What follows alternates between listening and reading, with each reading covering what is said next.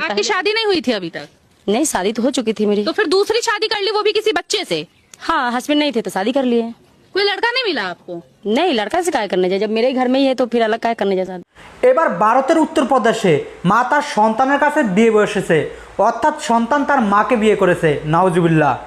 এরকম ভিডিও যখন সোশ্যাল মিডিয়াতে ভাইরাল হয় অনেকে খুব প্রকাশ করেছেন। ভুক্তভোগী এই নারীর দাবি তার স্বামী কিছুদিন আগে মারা যান, 4টা সন্তান রেখে মারা যান। 4 সন্তানের মধ্যে এই ছেলেটি ছিল সবচাইতে বড় সন্তান। এজন্য মা বাইরেও কোথাও বিয়ে না বসে তার সন্তানের কাছে বিয়ে বসেছে। हाँ, हस्बैंड नहीं थे तो शादी कर लिए। कोई लड़का नहीं मिला आपको? नहीं, लड़का से काय करने जाए, जब मेरे घर में ही है तो फिर अलग काय करने जाए शादी। দর্শক আরেকবার বলেন নাউজুবিল্লাহ। দর্শক এরকম ঘটনাও কি পৃথিবীর মাঝে ঘটে? মা ছেলের সম্পর্ক হচ্ছে মধুর সম্পর্ক। এই সম্পর্কের মধ্যে কখনো স্বামী স্ত্রীর সম্পর্ক আসতেই পারে না। তাহলে এরকম জঘন্য কাজ কিভাবে করলো এই নারীটা? এরকম ভিডিও যখন সোশ্যাল মিডিয়াতে ভাইরাল হয় অনেকে ধর্ম নিয়েও প্রশ্ন তুলেছেন। হ্যাঁ, হিন্দু ধর্মের মধ্যে এটাও সম্ভব। দর্শক আমি আদৌ জানি না এই ভিডিওটা কি তারা কন্টেন্ট বানানোর জন্য তৈরি করেছেন নাকি সত্যি সত্যি এই ঘটনা ঘটেছে।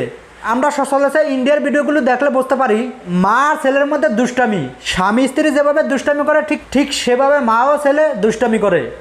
এরকম ভিডিও আমরা সচরাচর দেখি, কিন্তু তাই বলে কি এরকম জঘন্য ঘটনা ঘটবে? দর্শক আপনি এই ভিডিওটি দেখে কি ভাবছেন? আপনার মতামত আমাদের কমেন্টস বক্সে জানিয়ে দিন। সকলে ভালো থাকবেন, সুস্থ থাকবেন। আল্লাহ হাফেজ। আসসালামু আলাইকুম রহমতুল্লাহি ওয়া বারাকাতুহু।